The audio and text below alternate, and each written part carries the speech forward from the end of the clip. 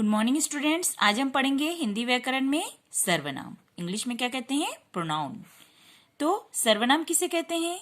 संज्ञा के स्थान पर आने वाले शब्दों को हम सर्वनाम कहते हैं।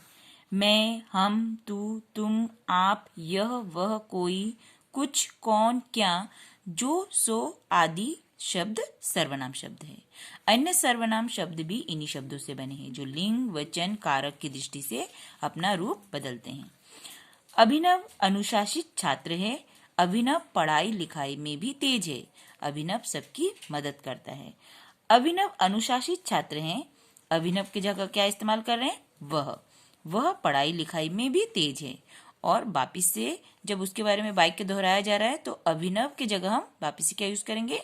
वह सबकी मदद करता है।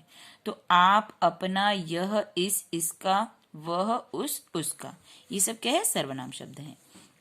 अब हम पढ़ेंगे सर्वनाम के भेद। तो सर्वनाम के कितने भेद हैं? सर्वनाम के 6 भेद हैं। पुरुषवाचक सर्वनाम, निश्चयवाचक सर्वनाम, अनिश्चयवाचक सर्वनाम, संबंधवाचक सर्वनाम, प्रश्नवाचक सर्वनाम और निजवाचक सर्वनाम। पुरुषवाचक सर्वनाम, मैं अपना काम खुद करता हूँ। तुम कहाँ से आ रहे हो? तुम्हारा नाम क्या है? वह कल जाएगा। इस प्रकार मैं, तुम, तुम्हारा, वह आदि सर्वनाम शब्द हैं जो बोलने वाले, सुनने वाले तथा किसी अन्य के विषय में बता रहे हैं। इस प्रकार बोलने वाले, सुनने वाले तथा जिसके विषय में बात होती है उसके लिए प्रयोग किए जाने वाले सर्वनाम पुरुषवाचक सर्वनाम कहलाते हैं। पुरुषवाचक सर्वनाम 3 प्रकार के होते हैं: उत्तम पुरुष, मध्यम पुरुष, अन्य पुरुष। तो उत्तम पुरुष में कौन से शब्द आते हैं? मैं, हम, हमारा, मुझे, मेरा। मध्यम पुरुष में तू, तुम, तुम्हारा, आप, आपका।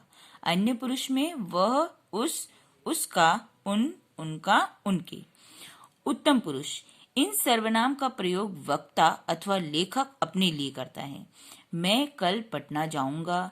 यह कार्य मैंने किया है। माता पिता की सेवा हमारा कर्तव्य है। मुझे तुम्हारी कलम चाहिए।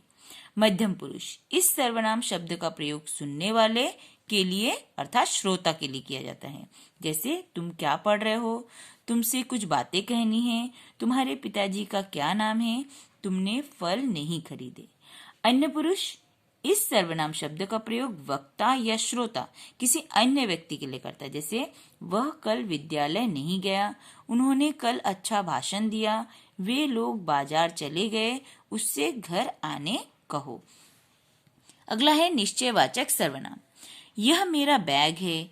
ये आम पके हैं। वह मेरा भाई है। वे लोग मेरे गांव के हैं।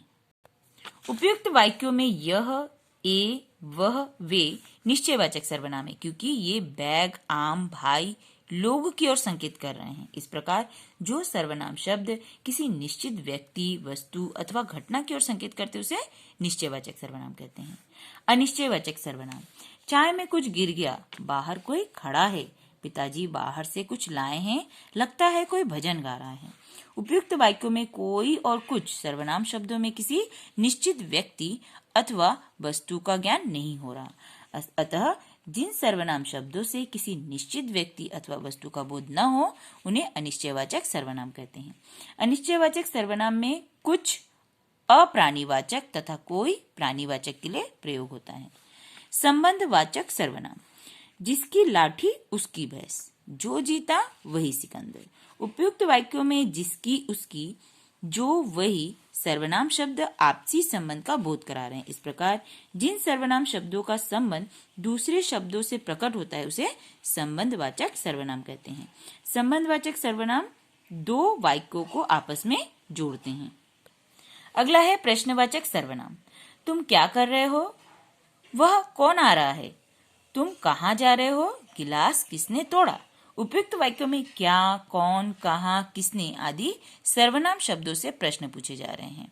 अतः ये प्रश्नवाचक सर्वनाम है। इस प्रकार जिन सर्वनाम शब्दों का प्रयोग प्रश्न पूछने के लिए किया जाता है उन्हें हम प्रश्नवाचक सर्वनाम कहते हैं।